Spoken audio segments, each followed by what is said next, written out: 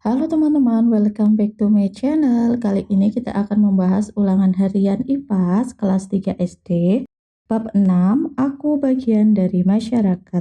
Langsung saja ya teman-teman, kita ke contoh soalnya. Nomor 1, desa setingkat dengan titik-titik. A kecamatan, B kelurahan, C kabupaten. Teman-teman, kalau desa itu setara atau setingkat dengan kelurahan ya teman-teman. Bedanya desa itu terdapat di pedesaan, sedangkan kelurahan itu di perkotaan. Jadi jawabannya adalah yang B. Kita lanjut soal nomor 2. Perhatikan tingkat pemerintahan berikut. 1 ada RT, 2 RW, 3 desa, 4 kota. Tingkat pemerintahan yang lebih rendah dari kabupaten ditunjukkan oleh nomor titik-titik. Apakah A 1, 2, 3? Kita lihat di sini ada RT ya, lebih rendah dari kabupaten. RW juga lebih rendah, sedangkan desa juga lebih rendah. Bagaimana dengan kota, teman-teman? Kota itu sama dengan atau setara dengan kabupaten ya. Jadi jawabannya sudah ketemu, yaitu 1, 2, dan 3 yang A. Kita lanjut soal nomor 3. Perhatikan diagram tingkat pemerintahan berikut. Nah, di sini ada A, B, C, terus ada RW, ada E. Tingkat pemerintahan yang ditunjukkan oleh huruf A, C, E berturut-turut adalah titik-titik. Nah, teman-teman, di sini ada RW petunjuknya ya. Di sini E, wilayah yang terdapat dalam RW, E itu adalah RT ya, teman-teman. Jadi di sini adalah E itu RT. Nah, kemudian beberapa RT itu bergabung menjadi RW. Beberapa RW akan bergabung menjadi yang namanya desa atau kelurahan. Di sini C itu berarti desa atau kelurahan. Kemudian yang B, beberapa desa bergabung membentuk yang namanya kecamatan ya. Jadi yang B itu adalah kecamatan. Kita singkat KEC. Kemudian yang A, beberapa kecamatan akan membentuk yang namanya kabupaten atau kota ya. Jadi kota atau kabupaten itu setara atau setingkat.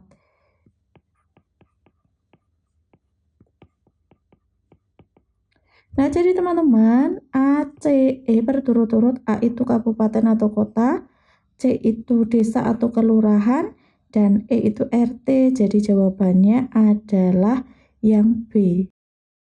Kita lanjut teman-teman, soal nomor 4. Perhatikan diagram wilayah pemerintahan berikut, masih sama ya teman-teman. Di sini ada E, D, C, B, A. Tergambar dalam diagram ini bahwa tingkat pemerintahan itu paling rendah E, kemudian D, C, B, dan A. Paling tinggi, paling luas adalah A.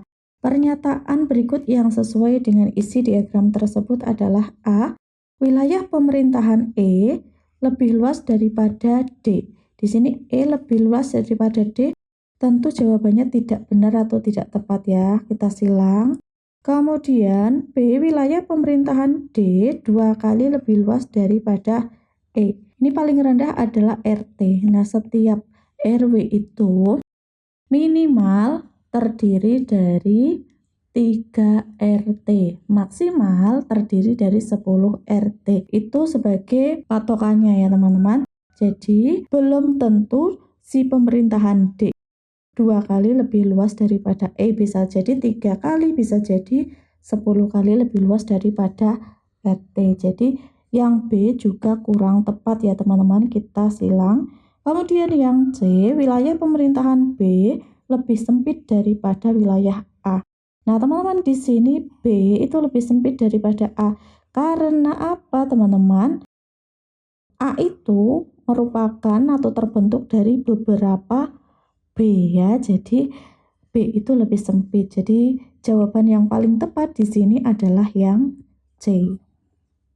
Lanjut ya, teman-teman. Nomor 5, beberapa kecamatan bergabung membentuk wilayah titik-titik. A kabupaten, B provinsi, C desa. Setingkat lebih tinggi daripada kecamatan itu namanya adalah kabupaten ya. Jawabannya yang A. Lanjut soal nomor 6. Beberapa kelurahan atau desa yang bergabung membentuk wilayah titik-titik. A provinsi, B kabupaten, C kecamatan. Nah, teman-teman kita ingat bahwa dimulai dari yang namanya RT, bergabung beberapa RT menjadi RW, RW menjadi desa atau kelurahan, itu setingkat atau setara, kemudian pemimpinnya juga berbeda. Kalau desa itu namanya pemimpinnya kepala desa, kalau kelurahan lurah ya. Contohnya kelurahan yang ada di Kecamatan Depok itu ada 4 desa bergabung menjadi kecamatan. Kemudian tingkat lebih atasnya adalah kabupaten atau kota ya. Nah, jadi teman-teman, beberapa desa atau kelurahan akan membentuk wilayah yang namanya kecamatan. Jadi jawabannya yang C. Kita lanjut soal nomor 7. Perhatikan kecamatan-kecamatan berikut. 1 Depok, 2 Purworejo, 3 Cangkringan. Kecamatan di Kabupaten Sleman ditunjukkan oleh nomor tentunya Depok ya, 1. Kemudian yang kedua adalah Cangkringan, 1 dan 3. Kita lanjut soal nomor 8. Perhatikan logo berikut. Nah, ini adalah logo dari Kabupaten Sleman, di mana logo itu mengandung makna tersendiri ya. Makna bintang sudut 5 pada logo tersebut adalah A. Prasaja dan kekuatan, B. Ketuhanan yang Maha Esa, C. Tingginya kebudayaan Kabupaten Sleman. Nah, teman-teman, setiap daerah itu mempunyai yang namanya logo. Nah, logo tersebut bergambar sesuai dengan ciri khas harapan dari daerah tersebut ya. Contohnya di sini ada gunung ya. Ini melambangkan bahwa Kabupaten Sleman itu, di Kabupaten Sleman ada Gunung Merapi. Kemudian di sini ada candi-candi, bahwa di Kabupaten Sleman itu memiliki tingkat kebudayaan yang tinggi ya teman-teman. Kemudian di sini ada garis putih bergelombang sebanyak 3, itu melambangkan sungai-sungai yang mengalir di daerah Sleman seperti Sungai Opak, seperti itu teman-teman. Makna dari bintang sudut 5 ini merupakan maknanya adalah ketuhanan yang Maha Esa, Pancasila ya, seperti yang tertera dalam Pancasila. Jadi jawabannya yang B. Kita lanjut soal nomor 9. Slogan dari Kabupaten Sleman adalah titik-titik. A. Projo Taman Sari. Nah, Projo Taman Sari itu adalah semboyan dari Kabupaten Bantul ya. B. Handayani. Handayani itu slogan dari Kabupaten Gunung Kidul. Sedangkan yang C. Sembada itu merupakan slogan dari Kabupaten Sleman. Jadi jawabannya yang C.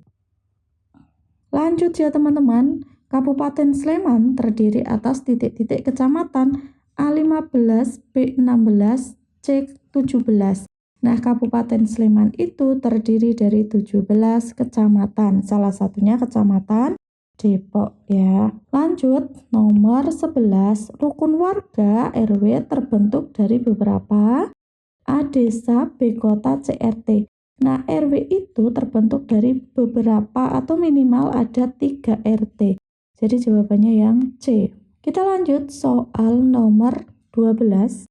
Kabupaten dipimpin oleh A. Camat. Camat itu memimpin daerah kecamatan ya teman-teman. Nah, camat itu ditunjuk oleh bupati.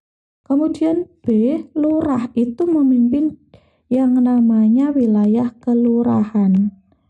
Kelurahan ini ditunjuk oleh Pak Camat ya. Kemudian C. Bupati. Nah, kabupaten dipimpin oleh bupati. Dipilih oleh warga langsung melalui pilkada ya teman-teman. Jadi jawabannya yang C.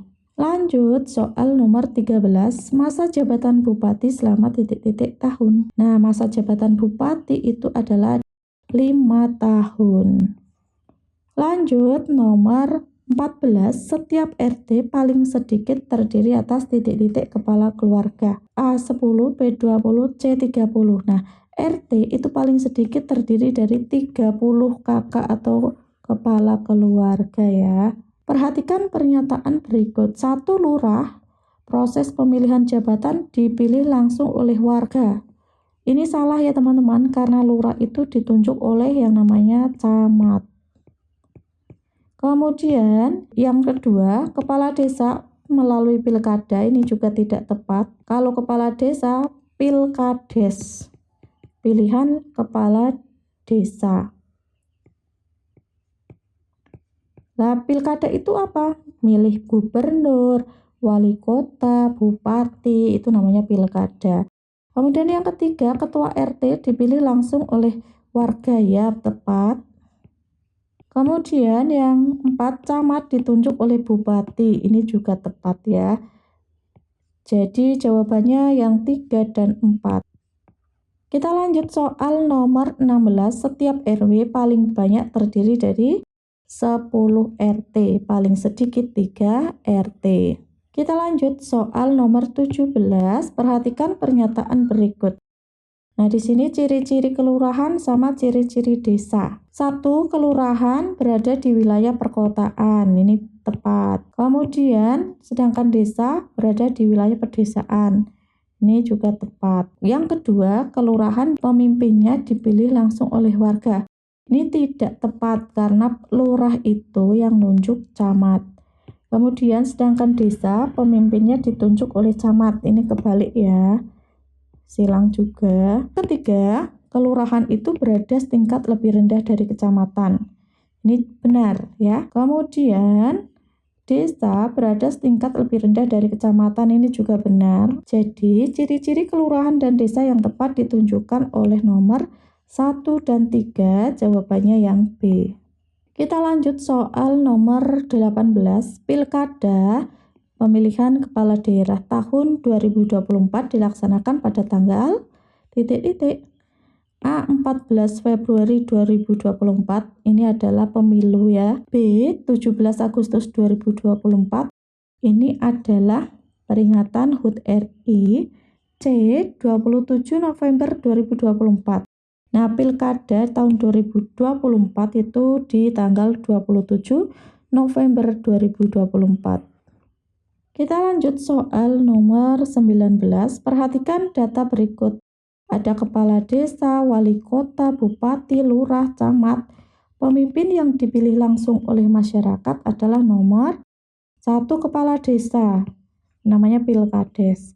Yang kedua wali kota, ya pilkada. Yang ketiga bupati, ya. Yang keempat lurah, lurah itu ditunjuk oleh camat, silang. Yang kelima camat, camat itu ditunjuk oleh bupati ya, jadi silang. Jadi yang benar 1, 2, dan 3. Nomor 20, perhatikan gambar berikut. Nah, di sini ada ketua RT.